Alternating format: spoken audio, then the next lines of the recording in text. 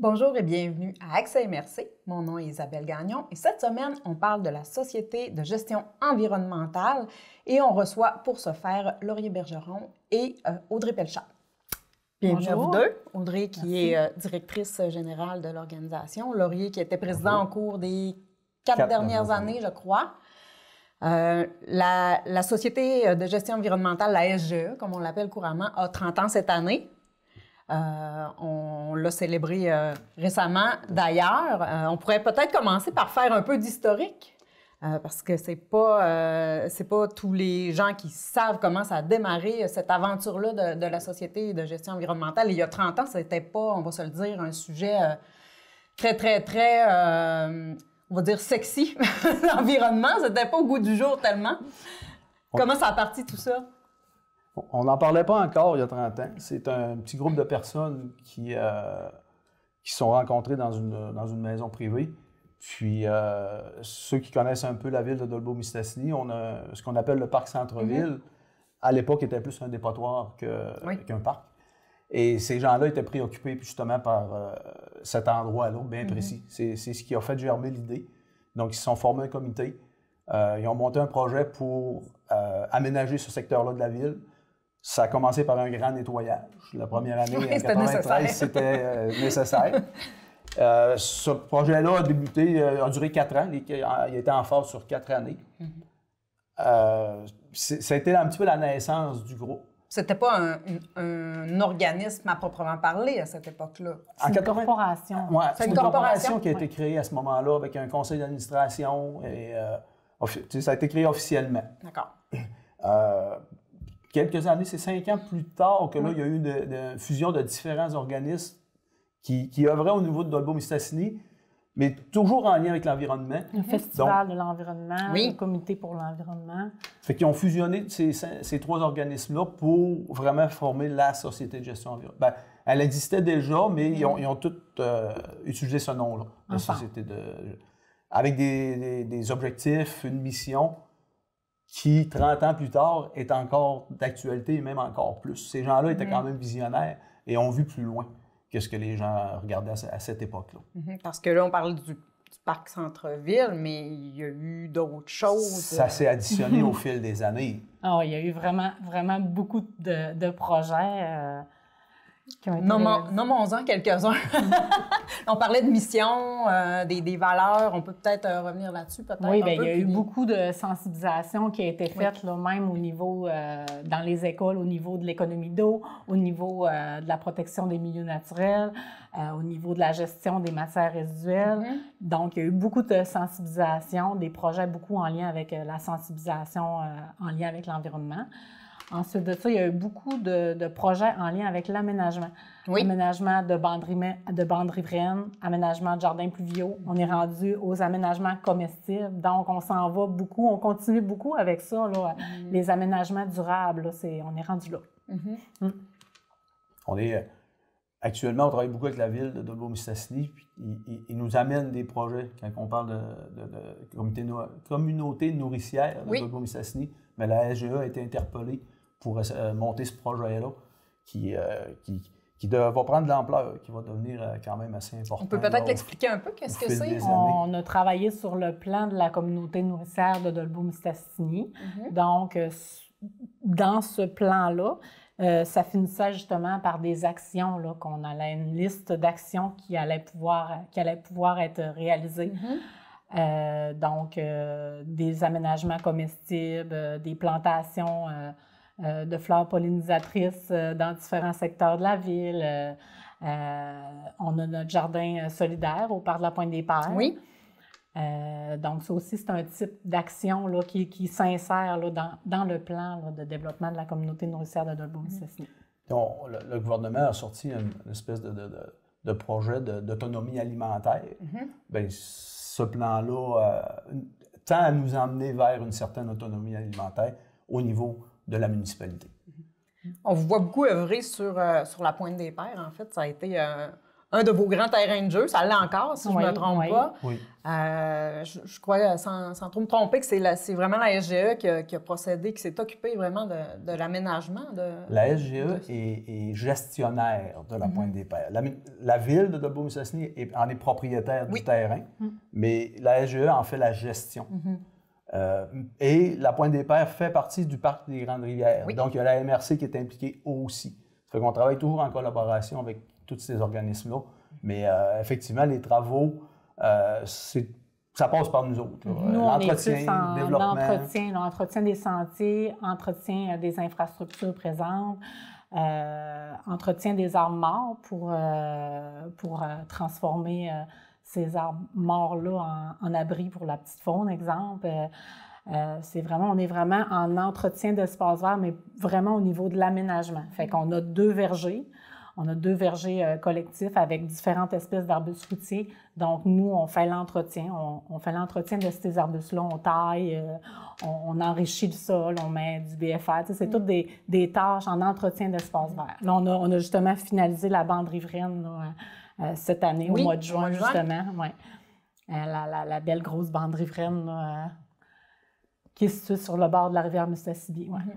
Quand on parle des vergers, ces vergers-là sont accessibles à la communauté. C'est ce que j'allais demander. Tout le monde peut aller. On peut y aller. Quand c'est le temps des récoltes, on peut se permettre d'y aller. C'est vraiment là, c'est l'objectif de ça. Au niveau du jardin solidaire, on fait un certain contrôle, mais encore là, c'est accessible. Comment ça fonctionne? Oui, bien, la production, là, c'est vraiment séparé là, pour l'épicerie Le Garde-Manger, Pire Moisson, Saguenay-Lac-Saint-Jean.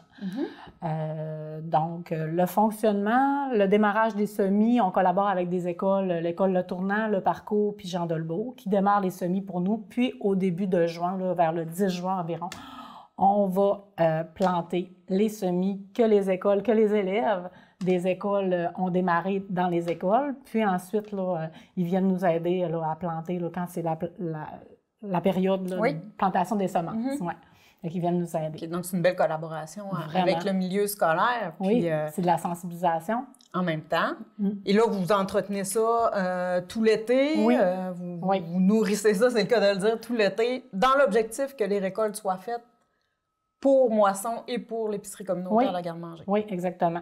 Puis, il y a beaucoup de monde qui viennent nous aider au niveau de l'entretien de ces jardins-là, parce qu'on collabore avec Toxic Action, qui ont un programme qui s'appelle Tapage. Oui. Puis, c'est des participants du programme Tapage qui viennent justement nous aider à désherber, arroser. Donc, nous, ça nous aide beaucoup là, parce qu'on est une petite équipe.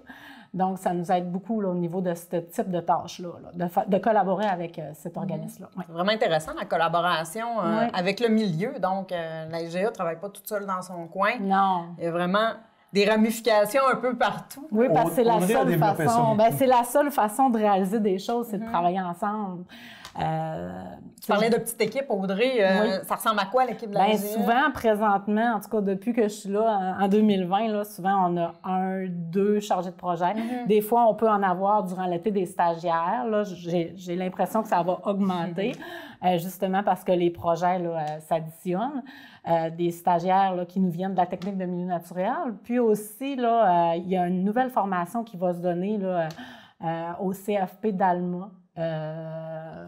Ça va s'appeler de l'aménagement durable, justement. Fait qu'on va pouvoir avoir des stagiaires aussi là, qui vont venir de cette école-là là, pour réaliser des aménagements jardins pluviaux, bandes riveraines, aménagement commercial. Parce qu'au niveau des employés terrain, on a 3. C'est toujours 2. 2. C'est toujours 2. Pour l'entretien des espaces verts, là, au parc de la Pointe-des-Pères puis parc Centre-Ville, c'est 2. Sauf qu'on a beaucoup d'aide de des travaux compensatoires. On fait de la réinsertion sociale. Aussi.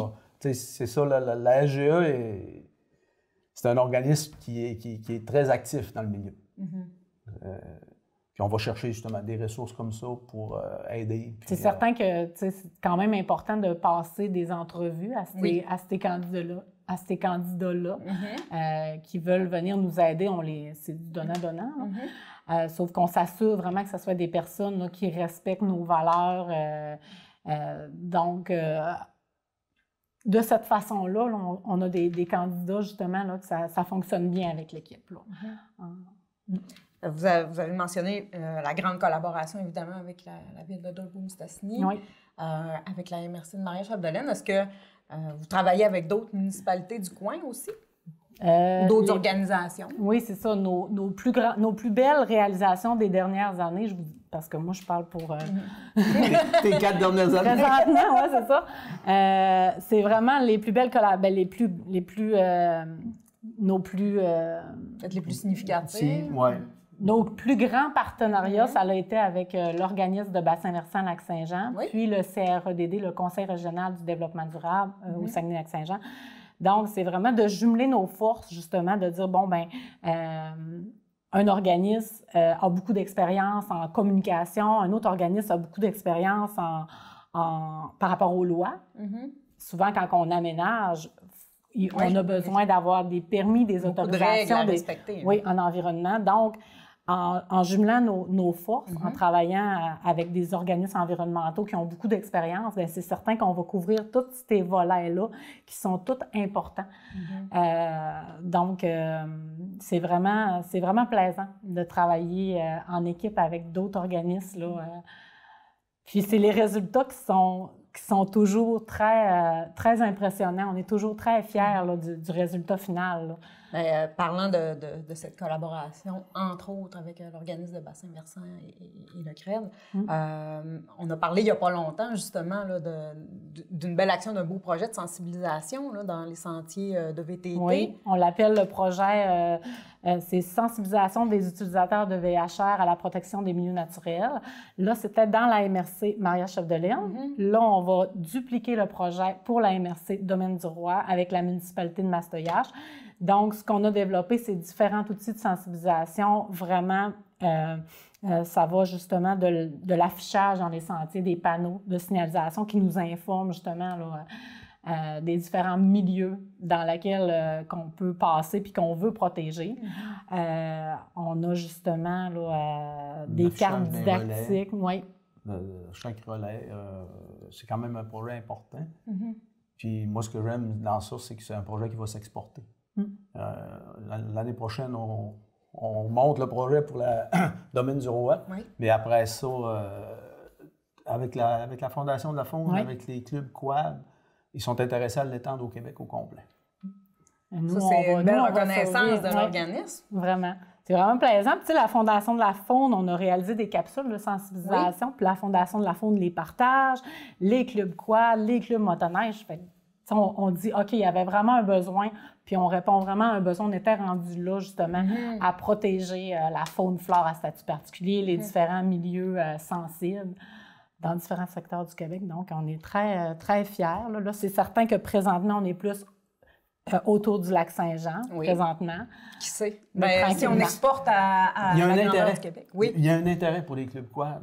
J'ai la Fondation de la Faune. Fait que j'ose espérer que dans les 10 prochaines années, peu importe la région où tu vas circuler, tu vas avoir le même affichage, tu vas avoir la même information. Uniformisé partout. C'est la beauté du projet. Sur une belle reconnaissance ou une belle visibilité aussi pour la région, puis la EGA, parce que ça part d'ici. Si on veut exporter notre projet, c'est qu'il n'y a pas de temps, j'imagine, d'organisations qui font la même chose que vous au Québec. Effectivement. On est précurseurs. Comme d'habitude. C'est le fun. C'est le fun parce que c'est dans notre... On va être un peu chauvin. Mais tu sais, on travaille même... On a eu un projet avec la municipalité de la Dorée, on a eu un projet avec la municipalité de la Brec, des aménagements qui ont été réalisés. En milieu naturel. Le même genre de choses? Ou? Non. Non, c'est des... Tu sais, comme... tu peux enrouler plus au courant, là. C'est vraiment des infrastructures, là, des ponts qui ont été restaurés. C'est des sentiers. C'est des infrastructures qui existaient déjà. Sauf que là, on est vraiment venu les réaménager, dans le fond, là, vraiment là, pour les rendre sécuritaires, tout en protégeant là, le milieu naturel, c'est certain, là, dans nos méthodes de travail, même dans nos matériaux qu'on utilise. On s'assure toujours d'utiliser des matériaux qui respectent l'environnement le plus possible. Toujours. On utilise beaucoup le bois. Et, on est dans le matériau naturel.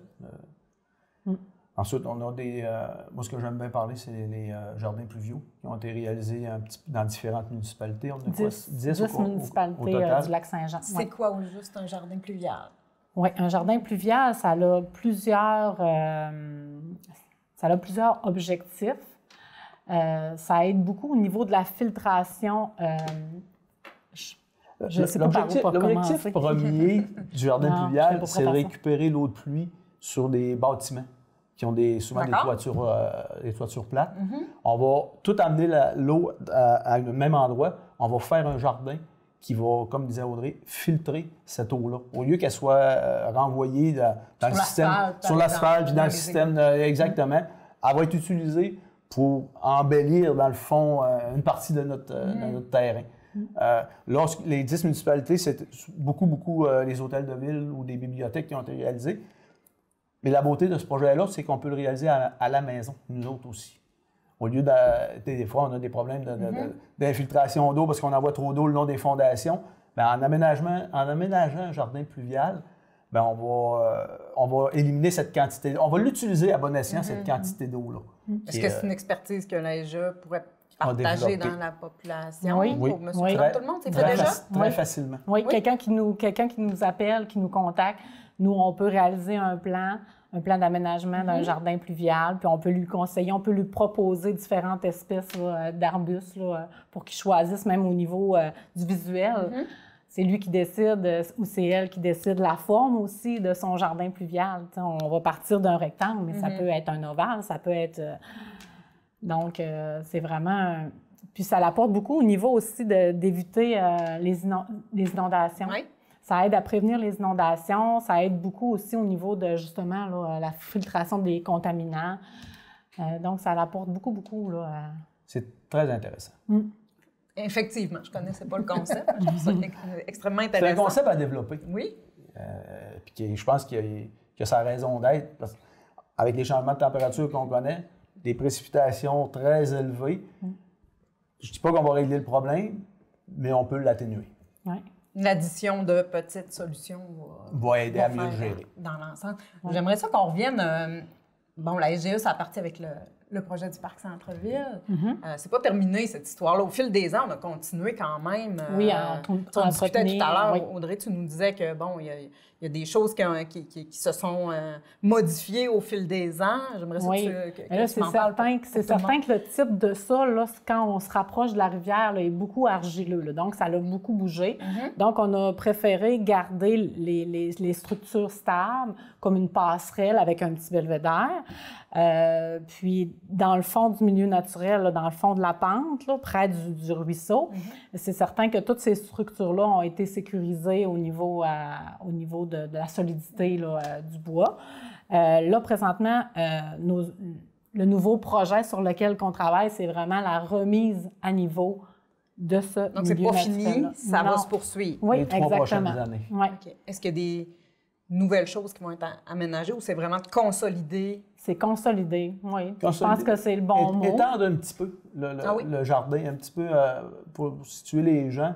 On va se diriger tranquillement vers la rivière là, de plus en plus parce qu'il y a un besoin qui est de ce côté-là.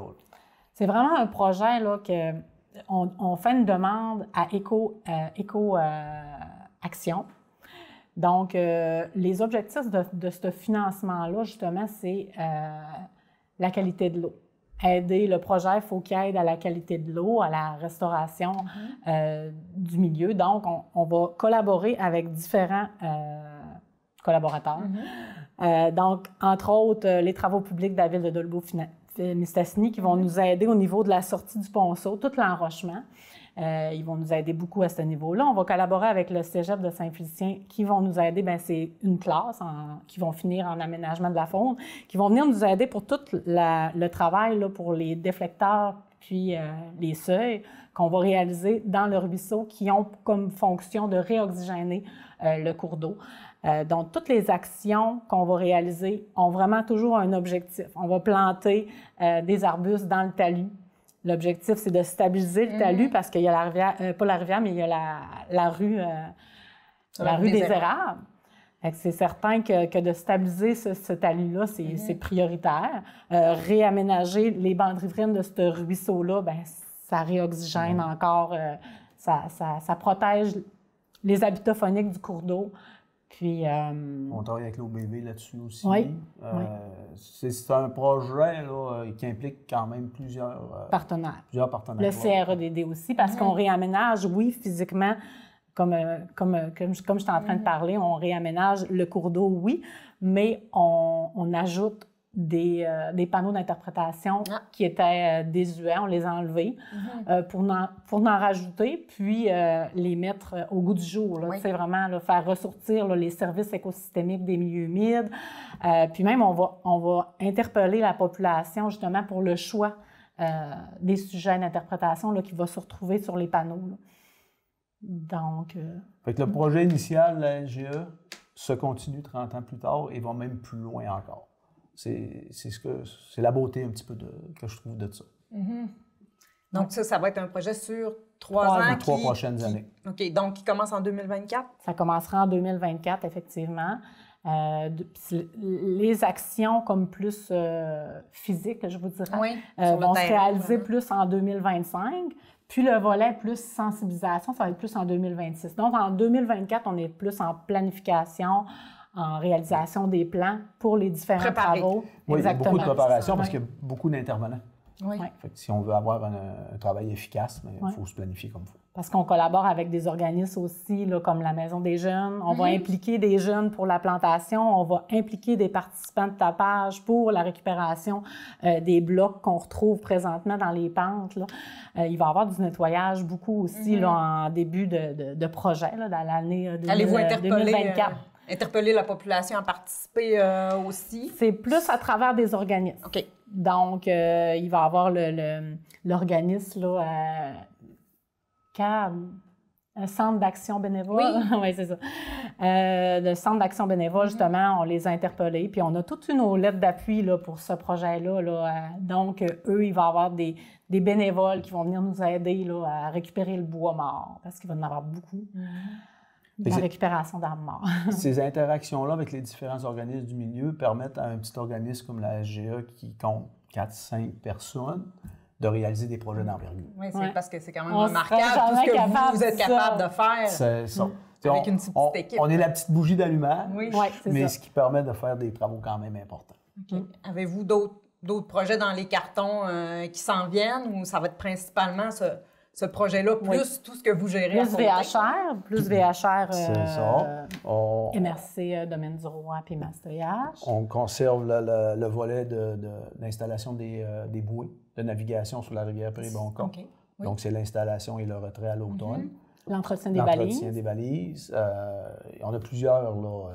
On ne chôme pas. Ça travaille fort dans cette petite... Parce qu'un organisme peut nous appeler, tu sais, comme exemple, la résidence des Blédards à Saint-Thomas nous avait appelé pour réaliser un aménagement comestible. Donc, ça peut être des demandes aussi comme ça. Ponctuelles. À la pièce. Oui. Là, récemment, on a eu l'école Notre-Dame-des-Anges là, qui nous a parlé là, de verdir là, sa cour d'école parce qu'eux, ils ont justement rajouté là, presque 50 % de leur aménagement là, qui ont changé là, en espace vert.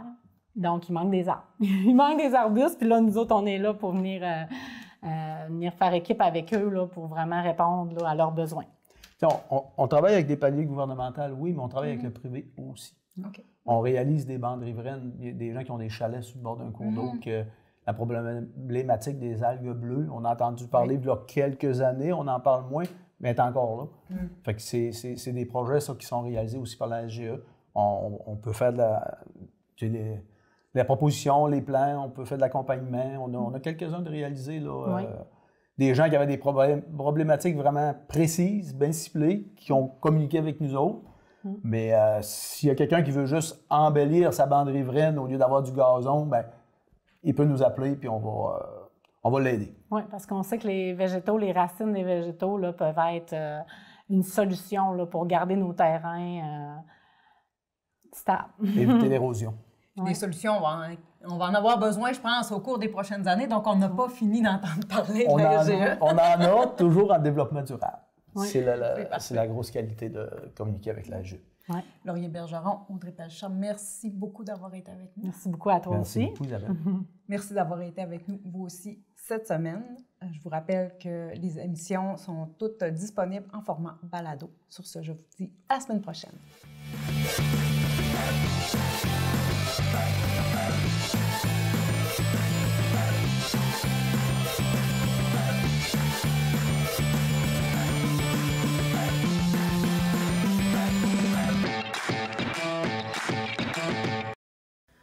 La série Parcours inspirant vous fera découvrir différents métiers et le parcours professionnel de personnes qui ont décidé de tracer leur propre voie.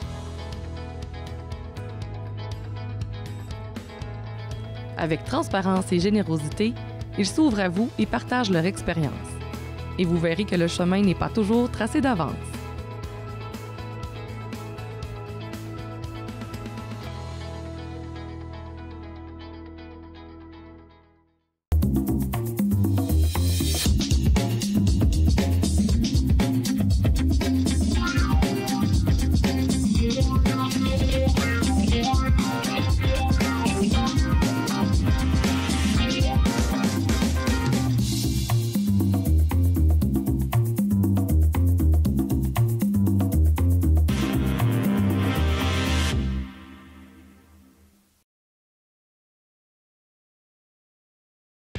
Enfin, c'est le retour du bol d'or d'improvisation.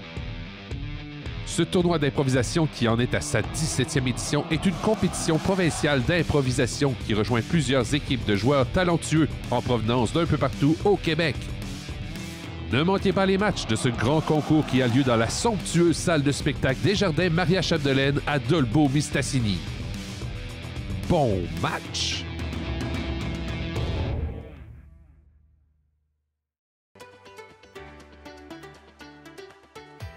Présence animale est une nouvelle émission qui a pour objectif de mettre de l'avant la relation de confiance et de respect entre l'humain et l'animal. Chaque semaine, nous allons à la rencontre des gens passionnés qui nous feront découvrir l'importance de la sensibilisation, de la confiance avec l'animal et aussi de démystifier certains préjugés. Suivez-moi dans cette belle aventure!